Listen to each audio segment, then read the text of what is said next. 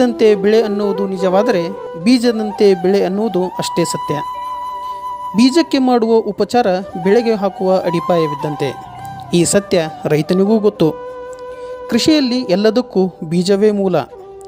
ಮಗು ಹುಟ್ಟಿದ ಬಳಿಕ ಮುಂದೆ ರೋಗ ಬರದೇ ಇರಲಿ ಎಂದು ಪೋಲಿಯೋ ಲಸಿಕೆ ಹಾಕುತ್ತೇವೆ. ಅದೇ ರೀತಿ ಬಿತ್ತಿದ ಬೀಜಗಳು ಸಸಿಯಾಗುತ್ತಲೇ ನಾನಾ ರೋಗಗಳಿಗೆ ತುತ್ತಾಗಿ ಸತ್ತು ಹೋಗುತ್ತವೆ.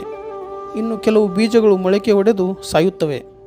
ಇನ್ನು ಕೆಲವು ಸಂದರ್ಭದಲ್ಲಿ ಬೆಳೆದ ಬೆಳೆಗಳನ್ನು ರೋಗದಿಂದ ಉಳಿಸಿಕೊಳ್ಳಲು ಹತ್ತಾರು ಔಷಧಗಳನ್ನು ಸಿಂಪಡಿಸಬೇಕಾಗುತ್ತದೆ. ಇದೆಲ್ಲದಕ್ಕೂ ಪರಿಹಾರವೆಂದರೆ ಬಿತ್ತನೆಗೆ ಮೊದಲು ಬೀಜೋಪಚಾರ ಮಾಡಬೇಕು. ಬೀಜೋಪಚಾರ ಅಂದರೆ ಇದೊಂದು ಪದ್ಧತಿ.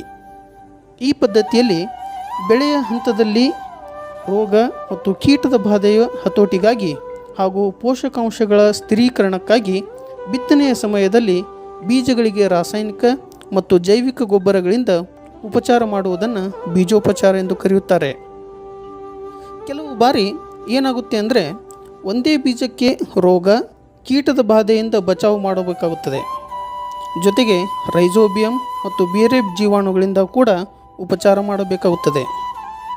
ಇಂತಹ ಸಂದರ್ಭದಲ್ಲಿ ಏನು ಮಾಡಬೇಕೆಂದರೆ ಮೊಟ್ಟ ಮೊದಲನೇದಾಗಿ ಬೀಜಗಳಿಗೆ ಶಿಲೀಂಧ್ರನಾಶಕದಿಂದ, ನಂತರ ಕೀಟನಾಶಕದಿಂದ ಹಾಗೂ ಕೊನೆಯದಾಗಿ ರೈಜೋಬಿಯಂ ಜೀವಾಣುವಿನಿಂದ ಹಂತ ಹಂತವಾಗಿ ಉಪಚಾರ ಮಾಡಬೇಕು.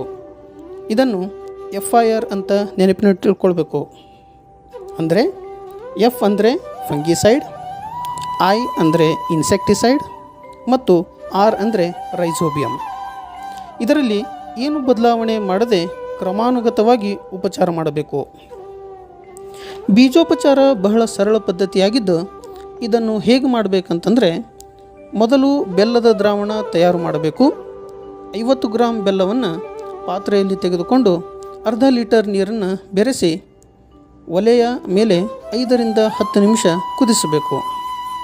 ಈ ಬೆಲ್ಲದ ದ್ರಾವಣವನ್ನು ಬಿತ್ತನೆ ಬೀಜಕ್ಕೆ ಸಿಂಪಡಿಸಬೇಕು. ನಂತರ ಮೊದಲನೆಯದಾಗಿ ಶಿಲೀಂಧ್ರನಾಶಕದಿಂದ ಉಪಚಾರ ಮಾಡಬೇಕು.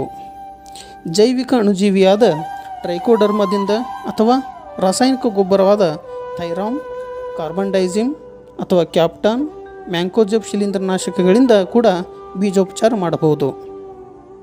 ಇಲ್ಲಿ ನೆನಪಿಟ್ಟುಕೊಳ್ಬೇಕಾದಂಥ ವಿಷಯ ಏನಂದರೆ ಜೈವಿಕ ಅಥವಾ ರಾಸಾಯನಿಕಗಳಲ್ಲಿ ಒಂದನ್ನು ಮಾತ್ರ ಬಳಸಬೇಕು.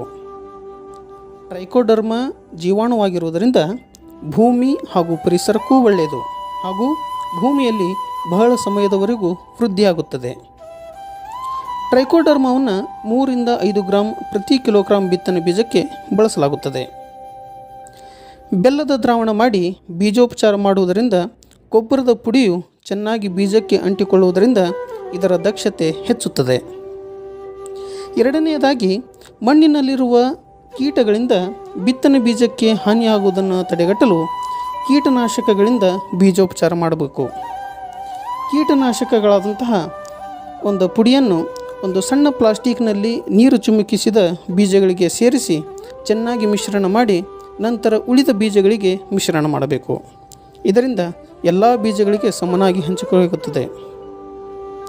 ಕೊನೆಯದಾಗಿ ಪೋಷಕಾಂಶಗಳ ಸ್ಥಿರೀಕರಣಕ್ಕಾಗಿ ಜೈವಿಕ ಜೀವಾಣುಗಳಿಂದ ಬೀಜೋಪಚಾರ ಮಾಡಬೇಕು.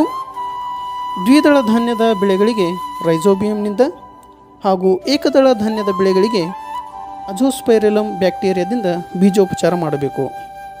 ಇದರಿಂದ ವಾಯುಮಂಡಲದಲ್ಲಿರುವಂತಹ ಸಾರಜನಕವನ್ನು ಫಿಕ್ಸ್ ಮಾಡುವುದರಲ್ಲಿ ಸಹಾಯ ಮಾಡುತ್ತವೆ. ರಂಜಕಕ್ಕಾಗಿ PSB ಅಂದರೆ ರಂಜಕ ಕರಗಿಸುವ ಅಣುಜೀವಿಯಿಂದ ಬೀಜೋಪಚಾರ ಮಾಡಬೇಕು. ಪ್ರತಿಯೊಂದು ಹಂತದ ಬೀಜೋಪಚಾರಕ್ಕೆ ಬೆಲ್ಲದ ದ್ರಾವಣ ಚಿಮುಕಿಸಿ ಗೊಬ್ಬರದ ಪುಡಿಯನ್ನು ಹಾಕಿ ಚೆನ್ನಾಗಿ ಮಿಶ್ರಣ ಮಾಡಬೇಕು. ಬೀಜೋಪಚಾರ ಮಾಡುವಾಗ ನೆನಪಿನಲ್ಲಿಟ್ಟುಕೊಳ್ಬೇಕಾದ ವಿಷಯ ಏನೆಂದರೆ ಶಿಲೀಂಧ್ರನಾಶಕ, ಕೀಟನಾಶಕ ಹಾಗೂ ರೈಜೋಬಿಯಂ ಉಪಚಾರ ಮಾಡುವಾಗ ಪ್ರತಿ ವಿಧಾನದ ನಂತರ 2 ತಾಸು ಸಮಯ ಕೊಟ್ಟು ಬೀಜೋಪಚಾರ ಮಾಡಬೇಕು. ಅಂದರೆ ಮೊದಲನೇದಾಗಿ ಶಿಲೀಂಧ್ರನಾಶಕದಿಂದ, ನಂತರ 2 ಗಂಟೆ ಬಿಟ್ಟು ಕೀಟನಾಶಕದಿಂದ, ನಂತರ 2 ಗಂಟೆ ಬಿಟ್ಟು ರೈಜೋಬಿಯಂ ಜೀವಾಣುವಿನಿಂದ ಹಂತ ಹಂತವಾಗಿ ಬೀಜೋಪಚಾರ ಮಾಡಬೇಕು.